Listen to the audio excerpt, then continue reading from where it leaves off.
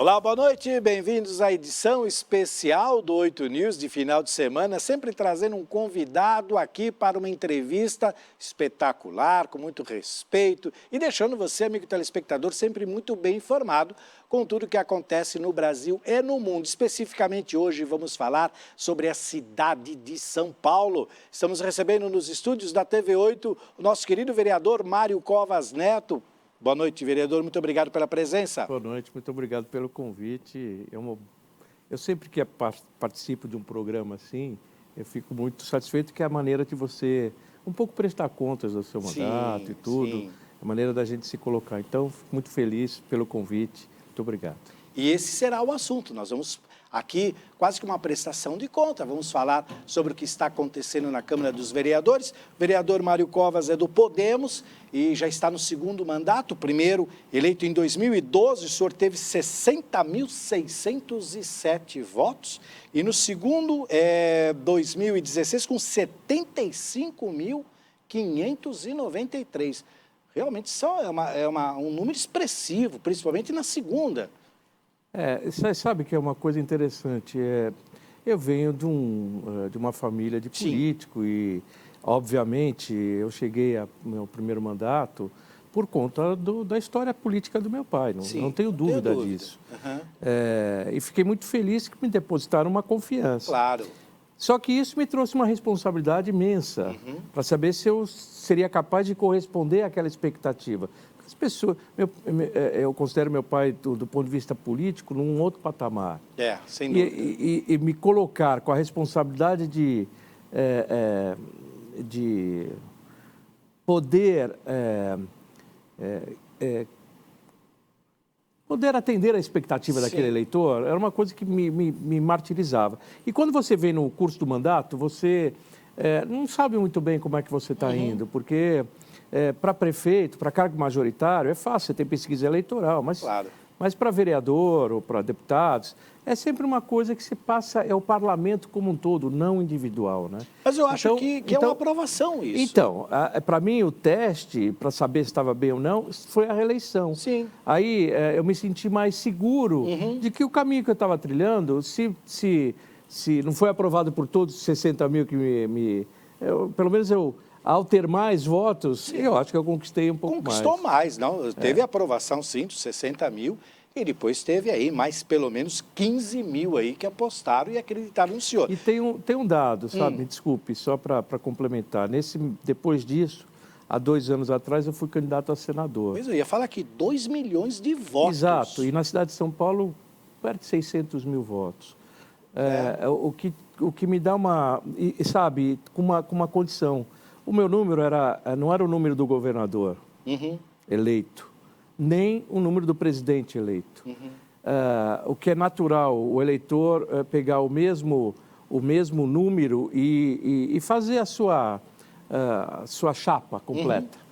Então, a minha satisfação é que esses 2 milhões de votos foram de pessoas que resolveram, de fato, votar em mim, porque escolheram um governador, escolheram um presidente que não era o mesmo número que eu. O que só me dá mais satisfação, mas muito mais responsabilidade. Não, essa votação expressiva de 2 milhões de votos para o Senado mostra, e 600 mil só daqui de São Paulo, mostra uma aprovação muito maior do que essas duas candidaturas que o senhor teve como vereador, foi aprovado, está no segundo mandato. Sem dúvida nenhuma, o trabalho que o senhor tem feito lá já teve a resposta de aprovação da população paulista, que é bem importante porque é quem o senhor representa. A Casa da Câmara dos Vereadores é a representação da população.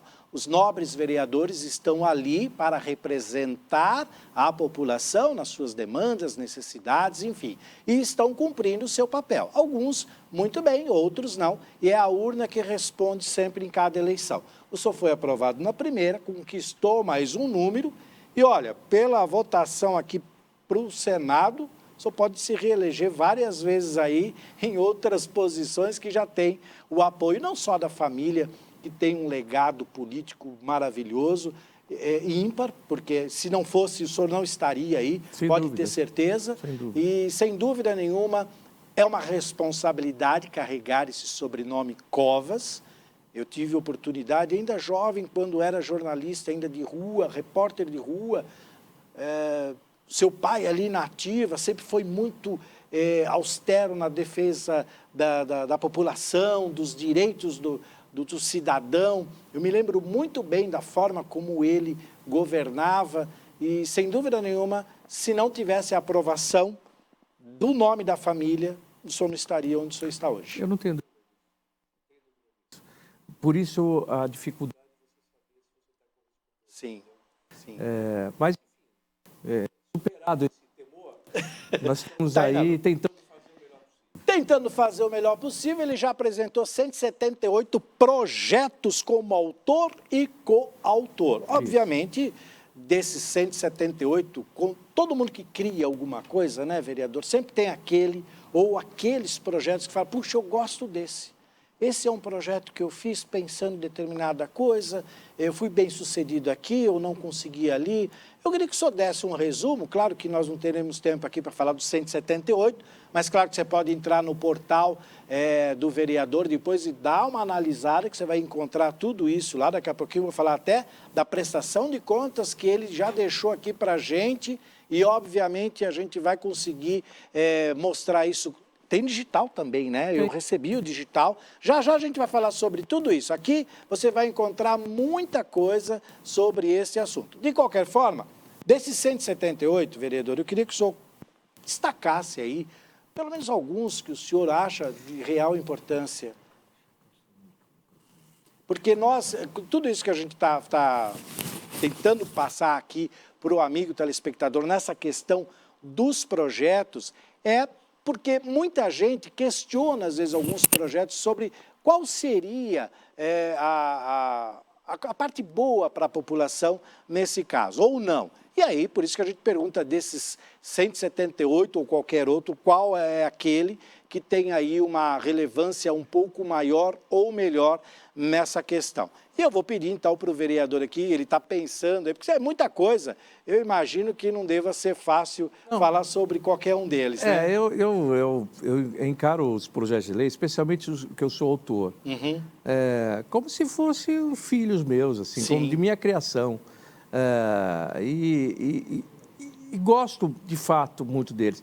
É que tem alguns que têm um alcance maior, um alcance do ponto de vista popular, tem alguns que têm um alcance social muito grande, são diferentes. Como eu não sou um vereador nem temático, nem um vereador territorial de um determinado bairro, os meus temas são os mais variados, né? Tem alguns que eu acho muito legal, que esse virou lei, inclusive, que é um banco material de construção. Você sabe que hoje você vai fazer uma reforma na sua casa, você acaba contratando uma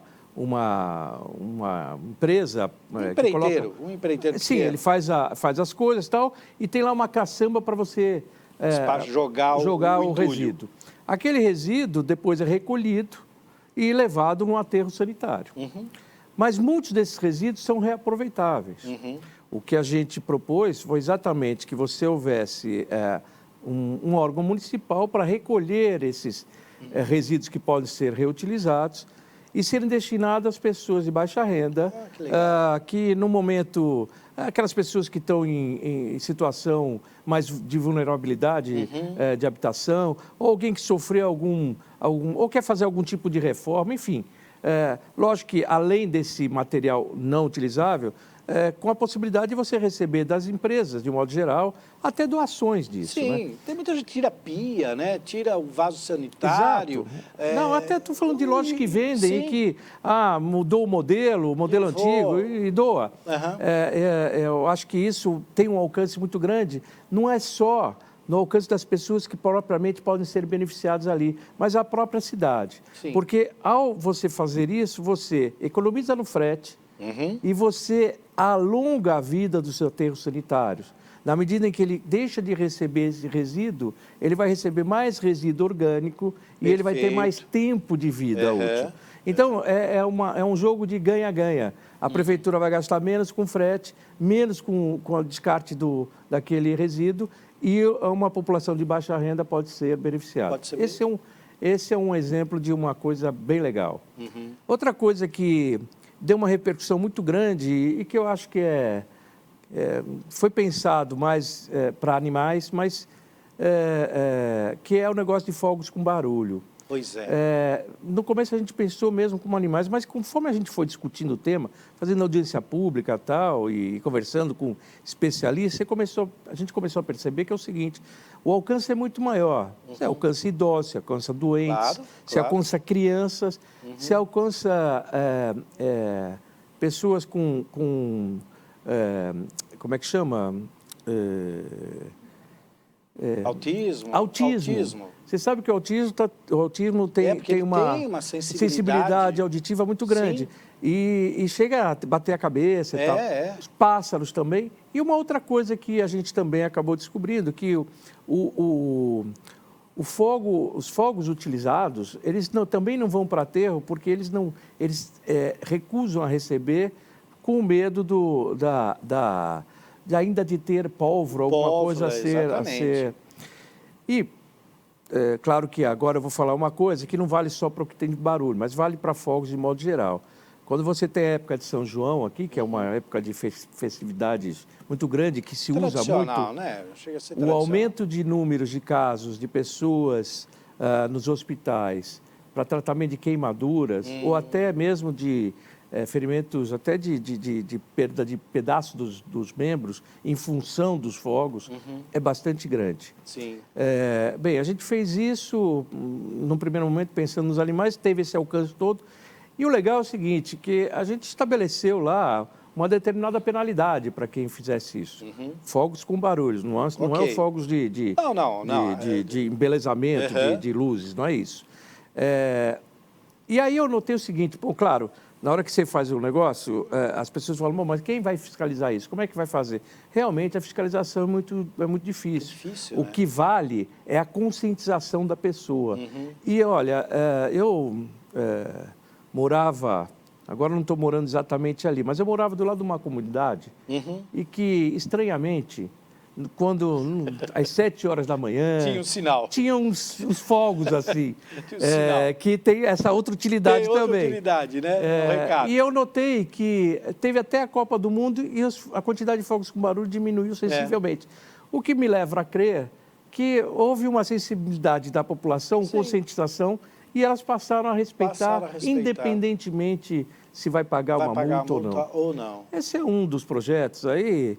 Enfim, você tem o passe do desempregado. Você sabe que hoje você já tem há muitos anos, há mais de 20 anos, você tem na CPTM e no metrô, na cidade de São Paulo, a possibilidade da pessoa que teve carteira assinada, no mínimo por 6 meses, e que não tenha sido despedida por justa causa, durante 90 dias ela pode ter o transporte gratuito. Para ela poder até procurar outro emprego. Para procurar outro emprego, para se recolocar, para eventualmente fazer um curso de qualificação, seja o que for. Mas isso na cidade de São Paulo, nos ônibus urbanos, não tem. Então, você imagina, o sujeito que pega o trem, pega o metrô, sai para pegar o ônibus, ele tem que pagar a tarifa. Não faz sentido. Não faz sentido. Então, não é uma coisa que eu inventei, mas a ideia era você harmonizar o sistema de transporte para que esse benefício fosse estendido a todo o sistema, e não só a 2, né?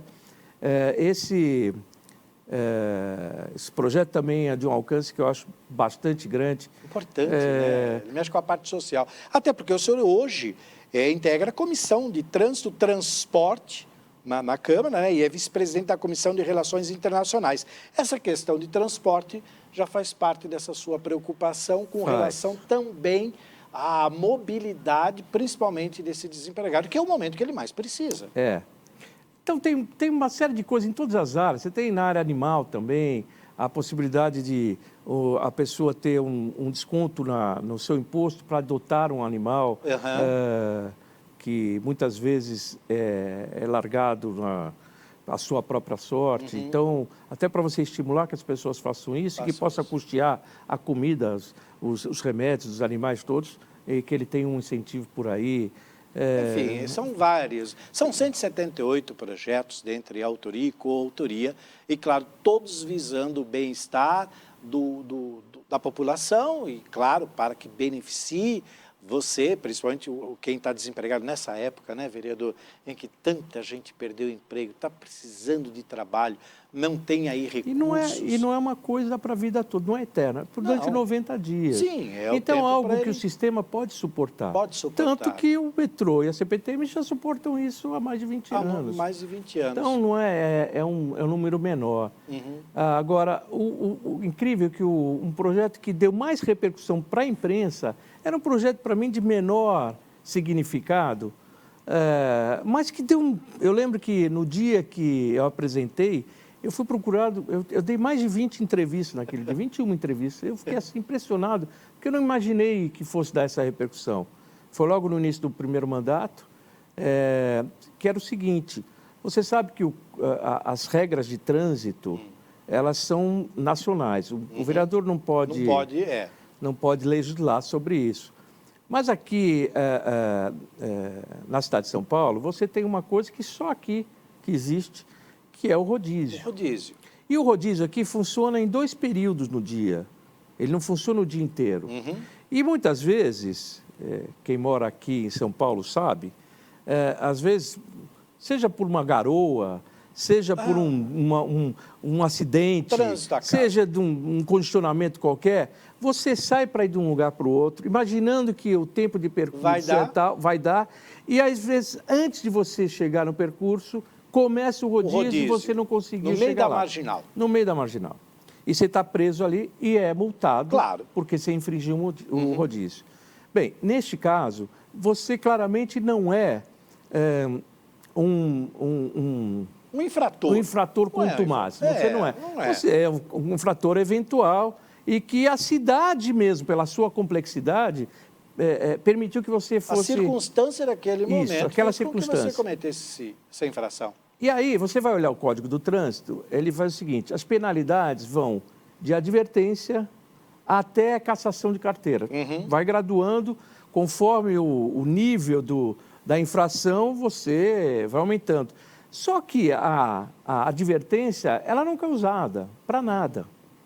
E o que a gente propôs é de que, se a pessoa não tiver sido multada nos 12 meses anteriores por essa... Reincidente pode ser, mas no mínimo 12 meses de intervalo, por esse tipo de infração de rodízio, ficar caracterizado que ele não é um contumaz furador de rodízio, e que, neste caso, ao invés de ele pagar a multa, ele receberia só a advertência. Bem, para o poder público, o caixa da prefeitura, a quantidade de gente nessa circunstância é pequena. Claro. Não faz muito... não tem um problema grande de arrecadação. E ele não vai aumentar o trânsito. Ele não é o causador do trânsito. Nem você vai estimular, porque ninguém vai ficar na folhinha falando assim: completou 12 meses, agora eu posso. Agora eu posso. Não faz sentido, né? Então, mas infelizmente foi vetado, né? É um projeto que a gente já passou na Câmara e foi vetado. Nós apresentamos novamente, porque tem essa coisa: como eu fui da oposição no Governadade... isso agora, como é esse comportamento? Eu fui da oposição no Governadade e depois fui... Isso é a situação hoje. Isso é a situação hoje. Então, algumas coisas que ele vetou lá, naquela época, alguns projetos, porque o tempo na Câmara de projetos de lei, eles demoram para serem votados. Eles não têm não é tão rápido quanto o Executivo. Assim, e às vezes não dá no seu mandato para aprovar. Bem, mas aqueles que foram aprovados na Câmara e que foram vetados pelo prefeito, eu reapresentei todos eles. Entendi. Porque acredito Acredito que o projeto é bom. Eu não estava fazendo aquilo para constranger o Haddad. Eu estava fazendo aquilo porque achava que era bom para a cidade. Sim. Bem, acabou que, novamente, nesse caso, este foi vetado pela segunda vez. Sempre com o argumento de que isso é uma legislação federal e que eu não teria autoridade para tratar, competência para tratar do assunto. O que eu contesto. O senhor é advogado, o senhor sabe eu contesto porque é o seguinte: eu não estou mudando o Código de Trânsito. Está lá já. A advertência está lá. Eu só estou pedindo para que você aplique a mínima. Claro. E como é uma coisa só da cidade, eu acho que a gente teria esse problema. Tanto tinha, eu vou te dizer até uma coisa que me deixou profundamente incomodado, que é a segunda vez que vetou, quem era o secretário municipal de transporte, hoje é o secretário estadual de transportes. E ele vetou sob o argumento de que não podia, parará, parará. Só que ele vira secretário estadual e depois que ele está lá, ele anuncia o seguinte: a possibilidade das pessoas que transitarem pelas estradas paulistas, que forem multadas, não sei de que maneira, elas têm primeiro uma advertência. Ora, se ele mesmo, com argumento, disse que não podia, como é que ele vai ter? Ele também não teria. Não teria, porque é federal. Então, e aí na hora que ele fez isso, eu copiei, mandei para ele, mandei para o João Dória, mandei para o Bruno, mandei para todo mundo para dizer o seguinte: olha, são duas decisões absolutamente conflitantes feitas pelas mesmas pessoas. Então, não foi legal. E aí, tem um monte de outros projetos que, enfim, tem alguns que eu fico entusiasmado porque eu não sou autor, mas o vereador propõe alguma coisa que me parece muito clara, muito lógica e muito interessante. Eu peço a coautoria e dou a coautoria também para quem quiser. Para quem quiser. Porque acho que quanto mais gente tiver com o mesmo tipo de pensamento, maior chance de dar certo. O senhor estava falando em coautoria, o senhor é coautor do desmonte do Minhocão. Esse é um outro projeto, né? O projeto 98 de 2018, de iniciativa do vereador Caio Miranda, que autoriza aí a prefeitura a realizar o desmonte do Minhocão, muito conhecido aqui em São Paulo, né? O elevado João Goulart, conhecido como Minhocão, ele une aí o centro, a zona oeste, né? Isso. Realmente ele é uma obra gigantesca. Explica um pouquinho sobre isso, porque também teve muita contestação. Não, muita gente foi contra. Está tendo ainda, porque a prefeitura, usando o exemplo de parques e aéreos que tem nos Estados Unidos, não sei se tem algum lugar na Europa também, em que aproveitou exatamente viaduto desse tipo para virar um parque suspenso. Sim. E a prefeitura aqui anunciou a mesma coisa. Acontece que a gente, isso já vem desde o primeiro mandato também, fizemos já várias conversas nesse sentido, os moradores no entorno não querem o Minhocão. Quem mora no entorno do Minhocão não quer o Minhocão. Não quer pelo barulho. Aquilo, pelo barulho, pela poluição auditiva e a poluição do ar também. Imagina, você sabe que um dos lugares mais poluídos da cidade de São Paulo é embaixo do Minhocão. A fuligem que cai ali é terrível. Bom, aí você tem esse fato. Então, o entorno não quer. Segundo, aquilo realmente não enfeia a cidade. Por outro lado, ele é uma opção de trânsito. Quando a prefeitura fala, olha, eu vou fazer aquilo um parque suspenso, é porque ela já resolveu o problema de trânsito. Claro. Ora, se resolver o problema de trânsito, em vez de fazer um parque, desmonta aquilo. Até porque tem estudos dizendo que parte do viaduto desmontado ele pode ser reaproveitado. Pois é. Então, se ele pode ser reaproveitado, talvez o custo seja melhor para a cidade, você tirar aquilo e fazer acessos onde hoje não tem. Não tem. E fazer aquilo virar um bulevar, alguma coisa assim. Eu ainda me preocupo com o trânsito. Eu não estou convencido que, seja no desmonte ou seja no parque, você tem um problema de trânsito resolvido lá com alternativa. Que a cidade vai suportar a ausência dessa Mas via. tem uma forma, tem uma alternativa que eu diria o seguinte: você tem toda uma linha da CPTM que corre ali, de trem que corre... De trem, que vem paralelo ao metrô. Exato. Aquela linha toda de trem, num acerto com a CPTM, por exemplo, que é a operadora ali... Operadora da linha? Você fazer ali, sim, uma avenida, junto, compartilhando os trens e os carros. E os carros. E aí você teria uma alternativa ao que hoje é o Minhocão. Entendi. Que ela vem... Com licença, sim, Ricardo. A ideia do parque é sensacional, que o High Park em Nova York é um sucesso e valoriza a região. Eu sou a favor do parque. O Ricardo... Bom. Ali é o seguinte, olha, quando você puser... Eu vou te falar alguns problemas do parque. Quando você puser o parque lá, primeiro, você não resolve o problema da poluição. Segundo, você não tem um problema de escoamento de água. Você sabe que aqui... Você lembra que recentemente houve aquela queda do viaduto, né? E a partir da queda do viaduto se fez uma apuração que vários viadutos, em função de problemas de manutenção, eles estavam com precisam fazer reparos. Um deles é o minhocão. Em alguns lugares, quando está chovendo, você passa pelo minhocão, você vê sai água do concreto. Ou árvore crescendo no meio do concreto, o que também não é normal. Bem, qual é a garantia que isso tudo vai funcionar? Depois tem uma outra coisa. Imagine uma situação em que haja um problema que as pessoas precisam evacuar lá. Por onde elas vão sair? Pulando? Não, mas aí, o High Park, que valorizou bastante Chelsea em Nova York, eu vou todo ano para Nova York, eu sou apaixonado pela Broadway, não pelos Estados Unidos, eu amo o Brasil. Mas é bastante interessante a valorização. Foi uma tacada sensacional, porque valorizou e deu vida a uma parte da cidade que não tinha aquela vida. Então, o High Park se tornou tão glamouroso quanto o Central Park. Talvez esse seja um caminho. Coloca passarelas. Na minha... O comércio... Mas, olha, ficaria muito mais bonito se você tirar aquilo lá e fazer um grande bulevar. Você pode fazer um grande bulevar, você pode fazer uma avenida subterrânea onde os ônibus só passam ali por cima, lá na parte de cima toda plana, com jardins e tudo. Fica muito mais bonito do que você aproveitar um concreto que está lá feio. Mas aí deixa bonito... mas você vê como é, olha, como é mas é ponto de polêmico, vista. É lógico que a prefeitura, quando fala em fazer lá um jardim, ela não está pensando no pior da população. Não há governante que quer fazer alguma coisa para ser reprovado. Todo governante quer ser aplaudido pela decisão, que é a decisão que atendeu as pessoas. Mas só que, às vezes, a tua ótica é diferente da outra. Então, você defende um ponto de vista, aí escuta a outra parte criticando e fala, mas tem razão ali também. Ali tem um ponto. E aí é um ponto. E aí, você encontrar o equilíbrio que é a grande X da questão.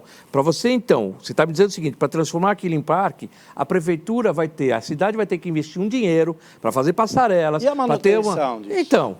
Sabe, eu não sei se a gente fica brigando pelo ideal. Porque aí você pode até criar um aumento no IPTU daquela região, quer dizer, pode complicar um pouco mais. Mas valoriza. Eu dei a ideia porque eu gosto muito da ideia que foi feita em Nova York, no High Park.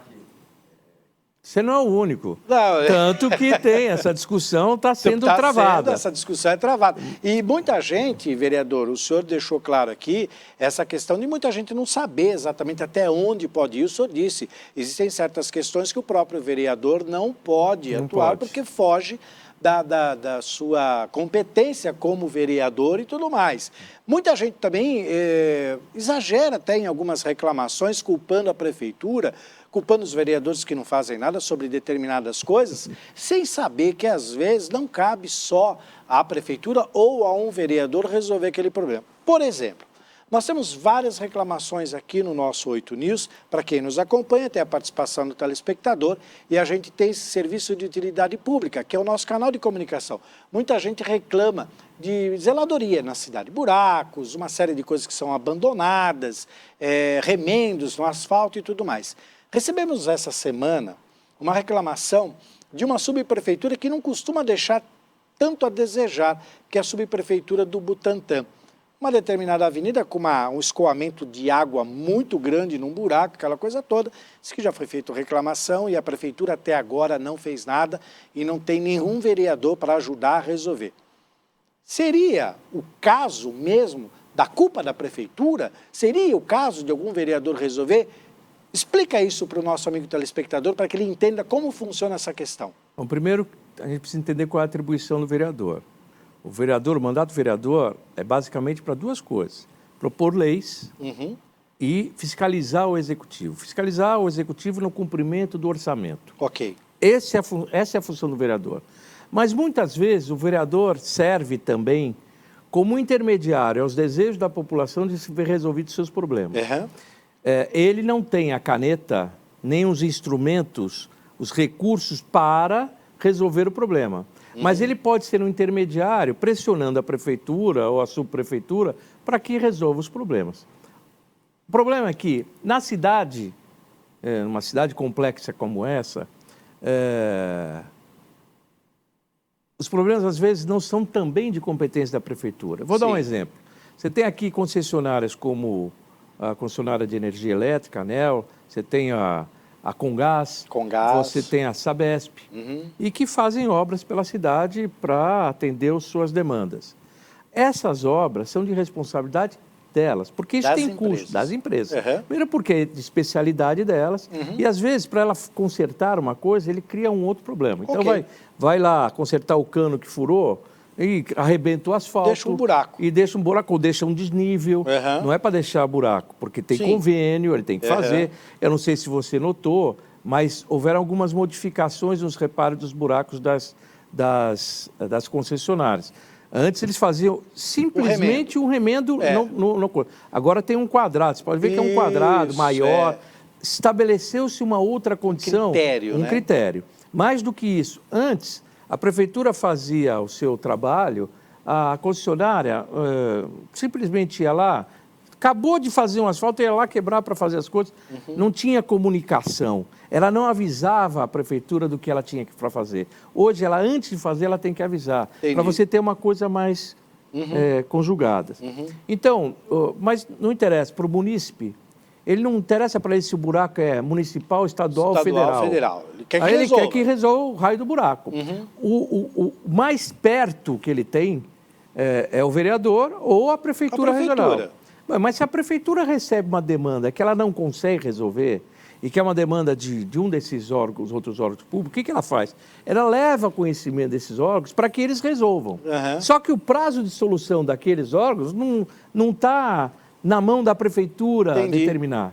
Ela pode até no contrato estabelecer alguma multa por fazer isso ou aquilo, um tempo, mas é diferente. Você citou uma prefeitura regional do Butantã, que é a melhor avaliada da cidade de São Paulo.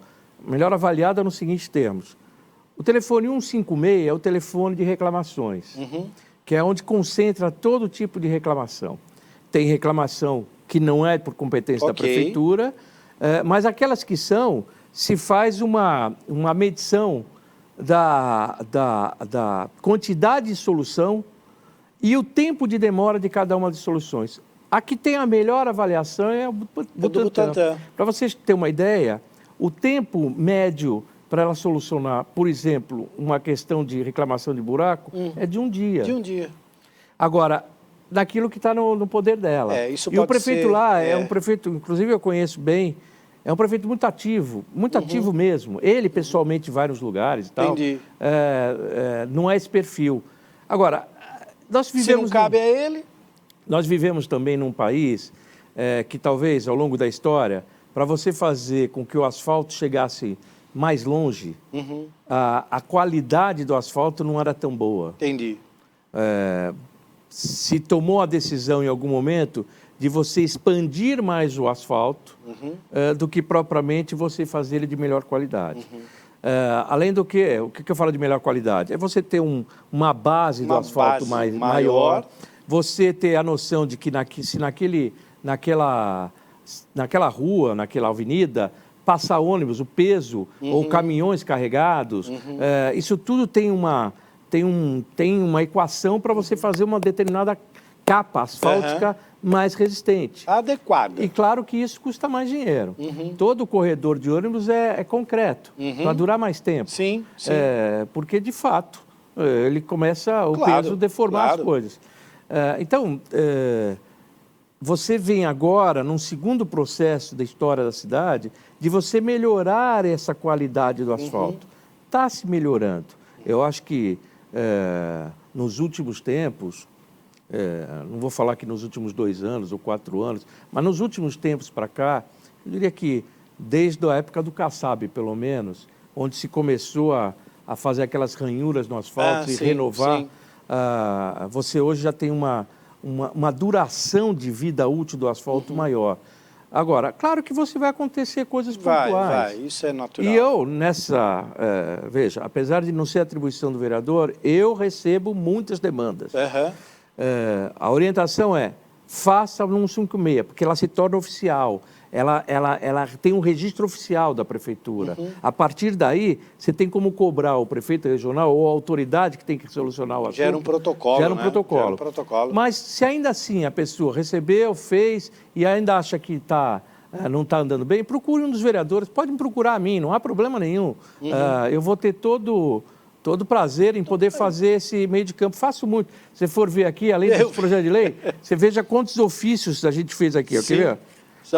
Eu tinha marcado... Sei lá, é um número enorme que eu fiz. Olha lá, 1.650 ofícios. E pouco, Grande parte desses ofícios é exatamente atendendo alguma solicitação. Claro que algumas são resolvidas, outras não. Não importa, mas a gente tem a disposição de ajudar. Então, a gente sabe que, às vezes, a porta a ser batida, a pessoa não sabe exatamente qual é, mas a gente procura saber. Descobre. Vamos fazer o seguinte, vamos tomar um cafezinho, o Ricardo quer falar sobre o Minhocão, ele quer falar sobre o parque, ele quer falar sobre as ideias dele. Então nós vamos tomar um café para discutir isso aqui paralelamente e já a gente volta, porque eu quero saber se o senhor é pré-candidato ou não na próxima eleição, ou o senhor responde na volta do intervalo. No tempo de um café a gente já volta. Jogo rápido, não sai daí.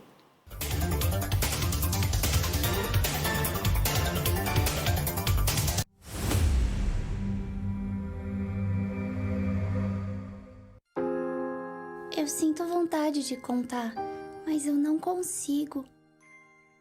Às vezes eu quero correr, fugir, mas eu não tenho como.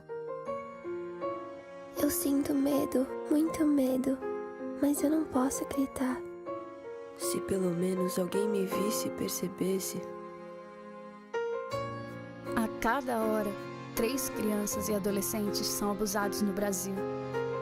80% das vezes, a violência acontece dentro de casa. 1 em cada 3 a 4 meninas será vítima de abuso ou exploração sexual antes dos 18 anos. Entre os meninos, 1 em cada 6 a 10.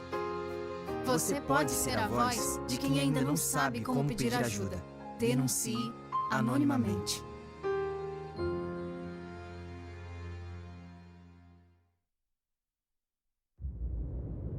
Isso tudo vai passar. Pode ter certeza que vai passar. Todos nós, em nossos lares, estamos juntos, mesmo estando separados. Não podemos dar as mãos, mas estamos mais unidos do que nunca. Faça brincadeiras que nunca fez. Desenhe, faça arte. Crie, prove, cante como nunca cantou. Tente, sorria, invente. É tão bom saber que não estamos sozinhos, né? Nós estamos aqui para fazer que tudo isso passe mais rápido. O que acha de uma aventura além de todos os mapas? Ao infinito e além! Fique em casa. Fique bem.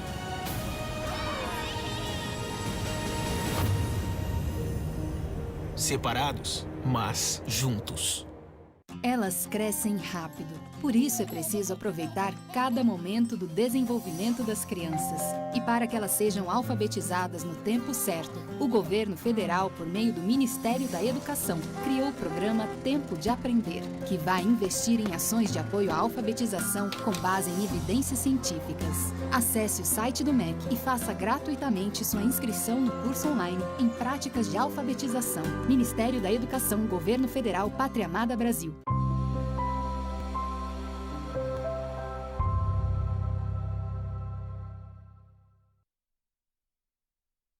Transporte de valores, escolta armada, segurança patrimonial, segurança pessoal. O Grupo Comando G8 se consolidou no mercado por sua qualidade na implantação e soluções completas de segurança personalizada para sua empresa. O Grupo Comando G8 possui sede própria em São Paulo. Com um serviço personalizado e planos exclusivos, frota própria de veículos blindados e escolta aérea fornece a cobertura ideal para a sua empresa. O Grupo Comando G8, em parceria com a Mercedes-Benz, desenvolveu um caminhão blindado para transporte de cargas especiais. Disponibilizamos uma equipe treinada para entender as necessidades e desenvolver uma solução especial para empresas de diversos segmentos dos mais variados portes. O Grupo Comando G8 oferece um portfólio completo de serviços, garantindo a otimização de esforços, custos coerentes e qualidade comprovada aos nossos clientes, podendo contar conosco 24 horas por dia. O Grupo Comando G8 sempre atua de acordo com a lei e respeita as exigências do setor, sendo seus serviços autorizados pelo Ministério da Justiça e fiscalizados pela Polícia Federal.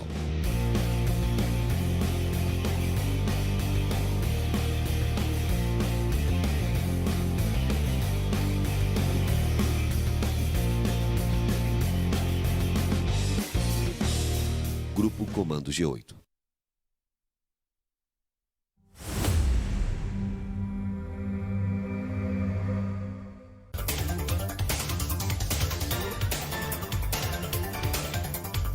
Muito bem, estamos de volta aqui, o papo foi quente e no intervalo aqui o debate continuou, hoje recebendo o vereador Mário Covas Neto, e estamos aqui falando sobre as ações, sobre os projetos, por acaso saiu o assunto do Minhocão aqui, o Ricardo Mack quer que se faça um parque, a gente explicou a possibilidade positiva, negativa, os moradores também já colocaram as suas posições, enfim, o papo foi quente, mas agora a gente vai deixar o papo quente aqui. Mas tem mais uma coisinha que eu queria só falar. Note o seguinte, por isso que o legislativo às vezes é lento. Pela discussão. Pela discussão, porque às vezes um tema ele não está tão maduro. Ele precisa ser discutido e você encontrar um caminho que seja mais de maioria, pelo menos. Né? Então, a gente vê... eu não acho ruim. A gente faz audiências públicas, muitas vezes. Tem projetos, dependendo da matéria, é obrigatório fazer audiências públicas. E agora...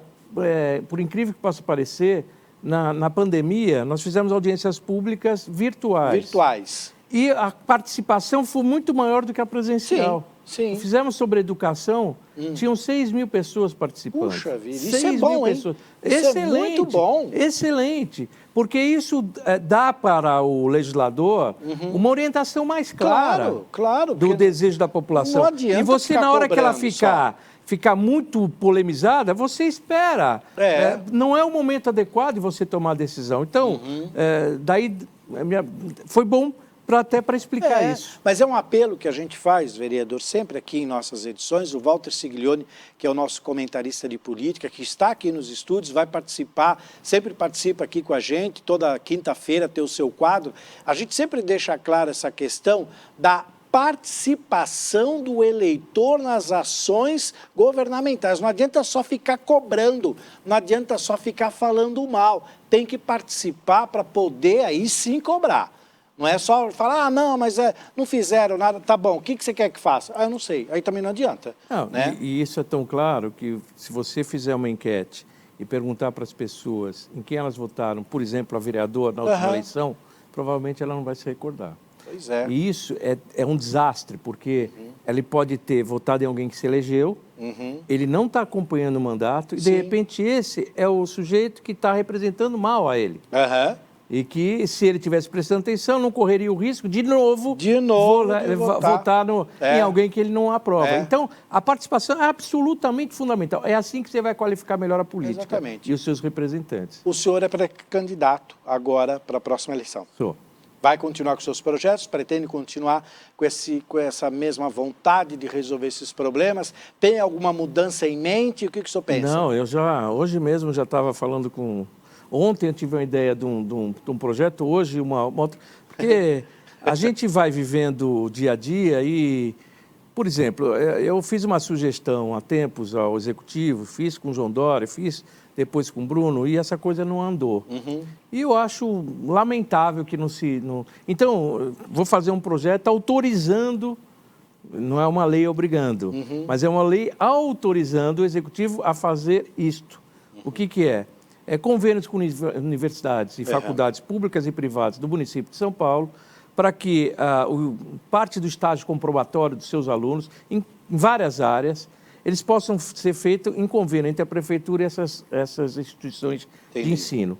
Com isso, você vai ter uma massa de pessoas que o poder público não precisa contratar para ser um funcionário ad eterno. Ele vai funcionar durante um período do estágio. Você vai ter uma massa de gente nova, querendo aprender e querendo um pouco demonstrar o seu saber de novidades, de tecnologias novas, etc., para ajudar a cidade, por exemplo, a ver toda o arbóreo da cidade. Cada vez que tem uma chuva ou que tem um vento aqui, são 80, 90 árvores que caem. Muitas delas já estavam condenadas. Já estavam condenadas. Mas você não tem pessoal na prefeitura, quantidade para fazer essa análise. Você poderia ter, eventualmente, estudantes de agronomia ajudando a fazer uma análise da coisa. E aí, você pode ir para um monte de coisas, desde gente da área de ação social, ajudando na questão dos moradores de rua.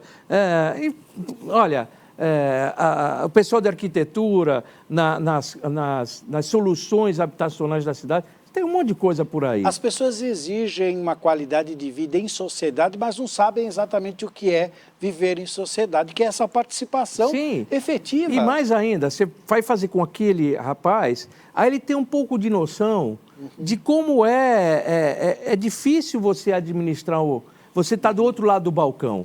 Porque enquanto você está aqui, eu estou pagando impostos, etc., e não estou vendo, não estou enxergando para onde vai aquilo. A impressão que dá é o seguinte, é um bando de incompetentes e ladrões. Bom, mas na hora que você vai lá e começa a entender um pouco como é que as regras funcionam, ou como as coisas se dão, você vai ver que corrupção? Tem, claro que tem. Todo dia a gente vê isso no noticiário. Mas não é isso que predomina. Você predomina uma série de coisas. Até para você evitar a corrupção, você tem uma legislação extremamente detalhista. Detalhista, né? E para você ser detalhista, você vai fazendo com que o tempo demore. Por exemplo, você vai fazer uma licitação. Quer dizer, eu não posso contratar, eu quero comprar... A prefeitura precisa comprar um copo não, porque tem que ser acima de 70 mil reais, eu acho. Lote disso. Um lote. Eu tenho que fazer uma licitação. A licitação vale para aquele que tem o menor preço e aquele que tem as qualificações mínimas, porque... Qual é a ideia? Você não pode fazer aberto para qualquer um. Não, porque o cara tem um bom preço, mas não é uma porcaria que ele vai dar para a prefeitura. Então você tem... Não, tem que ser uma empresa que tenha tanto tempo no mercado, que tenha capacidade, que já comprovadamente já serviu isso, que tenha testado de algum lugar que ele tenha vendido, que recomende ele e tal.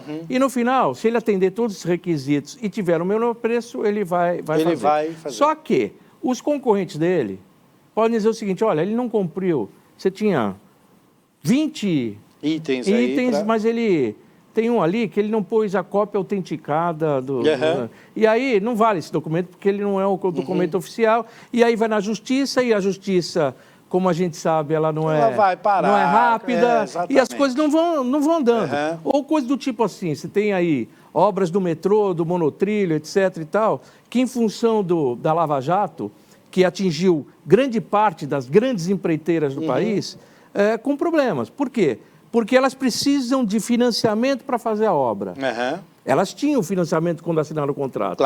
Mas na hora que elas estão na Lava Jato, o banco não libera mais. Quer liberar o dinheiro. E aí ela não pode fazer a obra.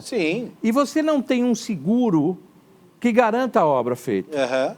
Vocês também rompendo o contrato, você tem dá o direito dele ter indenização. E enquanto a obra não está acontecendo, você está deteriorando o que já foi feito e você está pagando o canteiro de obras, está pagando a segurança, está pagando tudo, vai ficando mais caro. Aí você vai entendendo que as coisas não são tão simples assim. Na tua casa você resolve, eu quero isso, é isso que vai ser. Se você tiver o dinheiro à disposição... E mesmo assim vai procurar o melhor preço e uma boa qualidade. Né? Vai fazer também. Então, portanto, você trazer gente de fora desse ambiente para dentro do ambiente, primeiro vai ajudar a você clarear mais as coisas. Segundo, para entender que as coisas não são tão simples assim. Eu acho válido, importantíssimo, e a gente sempre tem cobrado aqui a participação mais efetiva do munícipe, do eleitor, para que ele entenda, para que na hora que ele tiver que cobrar, que cobre pelo menos com coerência, para não se tornar aquela pessoa chata que acaba atrapalhando. Porque eu já vi em algumas audiências públicas, inclusive algumas manifestações não cabíveis naquele momento, atrapalhando e deixando que a coisa se enrole mais ainda. Fora que você tem algumas coisas ideológicas que são difíceis, porque, por exemplo, tem uma questão agora. Em função da pandemia, houve claramente uma migração de alunos da rede privada para a pública. Ou seja, a pública, ela, na hora que retomar as aulas, ela vai ter uma quantidade de alunos maior do que tinha. E se você pegar na faixa que a prefeitura tem que tratar, que é a pequena, né? Pequena. Seja a creche pequeno, e tal, creche. e até o ensino fundamental, vai aumentar. Bom, então é o seguinte, para você não deixar alunos fora da escola, a prefeitura apresentou um projeto, e nós aprovamos na Câmara, de você comprar vagas na rede privada. Entendi. Neste momento. Porque você não tem ofertas de vagas suficientes para todo mundo. Existe uma necessidade, mas não tem oferta. Então, você não tem capacidade de fazer. Você não tem capacidade. E isso, provavelmente, ao longo do tempo, vai ser novamente vai ter uma migração e você... Então, equilibra. É temporário. Uhum. Pois muito bem. Você tem representantes do PSOL, por exemplo, que brigam muito, porque eles têm muita coisa do funcionalismo público. Entendi. Então, eles vêm dizendo, olha, a educação é um direito de todos, está na Constituição, etc. Então, não pode ter dinheiro público comprando vaga em coisa privada. Ok, essa é uma linha. Só que ao você fazer essa linha, você está deixando um contingente de criança fora da possibilidade de E não apresenta nenhuma outra solução. Não, a solução é o seguinte, tem que construir mais, tem que fazer mais. Que, obviamente, você não tem nem tempo de fazer. Não tem tempo para fazer então, isso.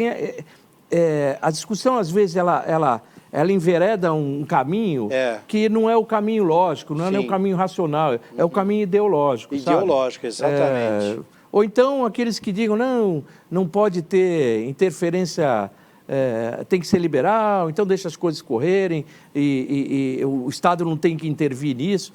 E eu acho que não é assim, é ao contrário. O Estado tem que intervir quando tiver que intervir, sim, tem mesmo.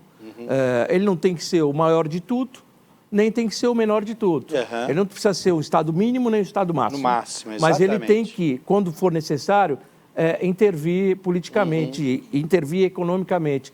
E esse momento de pandemia é um momento que é necessário que isso se faça. Outra questão que a gente discute muito aqui, voltando a falar do quadro de política do Walter Seglioni, são as ações que devem ser feitas agora. Porque no próximo mandato a doença ainda vai ter deixado, talvez até ela continue, vai ter deixado um rastro terrível ainda na cidade. Quais são as ações que devem ser tomadas agora? Porque vamos entender o seguinte, vereador, essa eleição vai ser atípica. Totalmente. O tempo para fazer uma campanha é mínimo ou quase nenhum. Os candidatos não vão poder apresentar as suas propostas da forma como faziam. Ou tem credibilidade ou não. É o ponto primeiro para essa questão. O senhor já construiu a sua credibilidade. Mas tem um dado que você precisa considerar. No caso agora dessa eleição, que é de prefeito e vereador, diferente da outra, que é... Não, a outra é outra. Esta daqui, os vereadores normalmente são candidatos de primeira eleição. A não ser quem, como é o meu caso, que está na reeleição. Então, quem é de primeira eleição é mais desconhecido, naturalmente. Sim. Como é que ele vai ser conhecido? Como é que ele vai falar? Ou seja, essa eleição, muito provavelmente, os que estão... a renovação vai ser menor. E os que estão vão levar uma vantagem enorme para continuar. Sim, porque é o que eu estou falando, o senhor já tem uma história... Não sou eu, e qualquer outros. Até porque o eleitor, na hora de votar, ele não teve contato, ele não pode ter em aglomeração. Ele não... Enfim, você não pode ter cartaz, você não pode isso, não pode ter propaganda. Não pode. Talvez não possa ter papel, porque é um transmissor do vírus também, que está se decidindo. Pode ser que amanhã a Justiça Eleitoral diga, não tem papel. Não tem papel. Bom, aí ele vai fazer como? Ele tem que ter 20, 30 mil votos aqui na cidade de São Paulo. Como é que ele vai fazer em 40 dias? Não consegue. Não tem como. Não tem como apresentar as propostas, vereador? Não, então, não tem como apresentar é lamentável, as propostas. porque aí você pode ter uma representação aquém do desejo popular. E por isso que você vê algumas figuras que são figuras públicas, mas não da área da política, cantores, artistas, sempre tem jogadores, que têm muita presença na mídia, que acabam sendo trazidos para serem candidatos, porque eles têm uma chance maior de trazer voto. Trazer voto. Esse é um perigo, é um grande perigo. Bom, nós temos essa questão. Nós vamos viver aí 2021 com um saldo negativo de tudo que a pandemia causou neste ano. Mas nesse caso, aqui na cidade de São Paulo, tem um saldo positivo. Nós temos 7 novos hospitais. Sim, que ficaram. Que vão ficar. Preparados. Nós temos leitos de UTI dobrados ou triplicados na cidade. Isso fica? Isso fica. Então, você tem um ganho que vai ser permanente. O grande problema da Covid é que a gente não tem perspectiva de quando ela vai ter o controle. Ainda não temos isso. As pessoas, não vai ter vacina para o ano que vem. Até agora a gente não tem essa certeza. Tem várias tentativas, mas a gente não sabe como é que vai ser. O ano que vem, certamente, vai ser um ano de reconstrução. Claro que alguns setores eles tiveram a oportunidade de expandir nesse período. O setor de supermercado, o setor de farmácias, o setor de delivery, né, de entrega. Várias coisas aumentaram, mas muitas foram muito prejudicadas. Né? Então, você vai ter um processo de recuperação.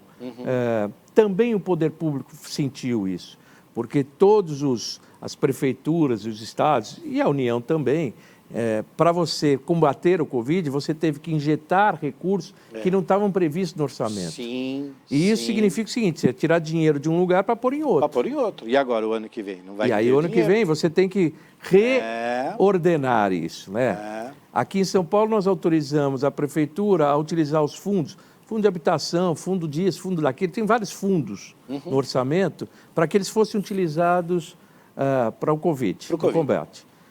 Isso foi feito. A prefeitura, lá adiante, vai ter que repor. E a reposição disso, você tem duas formas de fazer. Ou você faz impostos, né, que é um desastre, e ninguém quer, ninguém suporta mais imposto. Ou você faz um rearranjo de endurecer as suas contas, como você faz em casa. Corta algumas coisas. Vai cortar. A tua viagem que você ia fazer, você deixa de fazer. Exatamente. Ou a roupa que você ia comprar, você passa para outro mês. É um jeito. O poder público também tem que ser tratado dessa forma. Porque senão ele vai crescendo, até chegar um momento que estoura mesmo. Vai arrebentar. A preocupação nessa questão de relação de consumidor e de empresas ficou muito em evidência nesse último período, claro, porque muita gente se aproveitou dessa situação. Muitos supermercados, inclusive, houve uma época que eles estavam com preços absurdos e o PROCON agiu com muita força nessas questões. E tem uma ideia aí de colocar postos do PROCON dentro das subprefeituras também, né? Isso seria bem interessante para poder ajudar. Fala um pouquinho sobre isso, vereador. Na verdade, quando meu pai foi governador, ele criou o Poupa Tempo. O que era o Poupa Tempo? Era uma forma de você agilizar o atendimento ao cidadão. Era muito comum o sujeito ir num lugar, pegava uma fila imensa, aí quando ele chegava no guichê, ou chegou no horário, fechava o guichê, ele tinha que voltar no outro dia, ou então fazia coisa e o sujeito falava assim, não é aqui. Não é aqui. É lá na rua tal. Ou então carimbava o negócio, ó, tudo bem, tá certo? Agora você tem que ir no outro lugar para pegar outro papel. O Poupa Tempo, a ideia dele, era de você reunir vários serviços públicos num único lugar, de tal forma que a pessoa pudesse resolver naquele lugar qualquer tipo de problema. O RG se tirava na delegacia, onde o camarada estava fazendo um BO de assalto com um bandido, você estava lá para tentar tirar um RG. Era bem complicado. Isso aí foi uma criação fantástica. E tanto foi que a resposta da população na aprovação do Poupa Tempo chega a 98% de um serviço público, o que é muito difícil. Serviço público normalmente é visto com muita crítica pela população, porque o que ela quer é ser bem atendida. Por isso que não interessa ser público ou privado, o que interessa é você atender bem a população. Atender bem. Bem, hoje você começou a ter nas prefeituras regionais um serviço também de unificação de várias outras coisas. Vamos dizer, um poupa-tempo do que diz respeito de matérias da prefeitura. Então, de IPTU, de SS, enfim, tem lá uma praça em todas as prefeituras. Mas eu acho que tem outros serviços que deveriam ser interligados também, inclusive o PROCON. Porque é o tal coisa. Por que o cidadão procura o vereador? Porque ele não sabe quem procurar. Ele não sabe quem procurar. Então, na hora que ele descobrir isso, ele não vai precisar mais ter o trabalho de procurar o vereador. Ele vai lá e ele resolve. Ele vai lá e resolve. Então, claro, o PROCON é um órgão muito importante para estar mais próximo da população. Então, estar nas prefeituras regionais é um projeto, inclusive, que está em tramitação. Que está aqui. O senhor acha que a responsabilidade é maior agora para o próximo mandato, diante de tudo isso que a gente passou? A minha? De todos. Eu acho que sim, eu acho que nós vamos viver um outro momento. E um outro momento que me parece bem mais interessante. Na Câmara, eu posso te afiançar, eu no Carnaval fui viajar. E quando estava viajando, eu comecei a ver as notícias do que estava acontecendo na China, ainda era na China e tal. Estava na China, uma concentração mas já estava começando a ter em alguns lugares e tal. Europa. E eu liguei para o presidente da Câmara, o Eduardo Tuma, e disse para ele, olha, eu estou preocupado porque, de repente, a gente pode chegar o dia que tem que fechar a Câmara. Como a gente tinha, durante o ano anterior, ano passado, feito várias votações de forma virtual de projetos que têm menos polêmica, como honraria, denominação, de rua, homenagem, de rua, coisa sim, assim. Eu lembro disso. Então, a gente fez de forma virtual. Só que o nosso regimento só permitia esse tipo de matéria. E aí eu fiz a sugestão para ele da gente fazer uma alteração do regimento para permitir ampliar isso. Ele falou, tudo bem, só que não vamos falar para ninguém, para não alarmar a população. A população, né? E foi muito legal, porque fez uma minuta, só eu e ele sabíamos. 15 dias depois do Carnaval, teve que fechar a Câmara. Só que o último dia de sessão presencial, a gente votou essa alteração. Entendi. E a partir dali, a gente pôde fazer sessões virtuais. Não parou a casa. Não parou nem um dia. Perfeito. E só que as sessões virtuais, elas foram muito mais intensas que as sessões locais. Foram produtivas. Muito mais. Porque quando você olha lá no parlamento, é muito comum você ver o sujeito no púlpito falando, e os outros, um olhando para o outro lado, conversando e tal. Isso. Na hora que você faz o virtual, as pessoas eles estão olhando para uma telinha e prestando atenção. Houve uma participação muito maior de pessoas para discursar, para debater. A gente votou muito mais coisa e a gente fez uma coisa que nunca tinha visto. Projetos em que os 55 vereadores, por mais distantes que sejam ideologicamente, aprovarem. Ser um projeto coletivo da Casa, no negócio do combate à pandemia. Foram pelo menos, acho que 4 ou 5 projetos dessa natureza assinados por todos os vereadores. Ou seja, a Casa ela deu um avanço. Aí te falei agora da audiência pública que tinha 6 mil pessoas. Olha, essa é uma coisa que a gente já está trabalhando para que ela continue. Ela não, mesmo quando você não tiver mais a pandemia, a possibilidade de você ter as sessões virtuais também, porque eu acho que a gente vai render mais. Isso vale para a atividade privada vale para todo mundo. Bom, o senhor fez aqui uma prestação de contas de 2013 a 2020, é um boletim informativo dos mandatos. O amigo eleitor pode conferir isso nas suas redes sociais, né? Pode ser...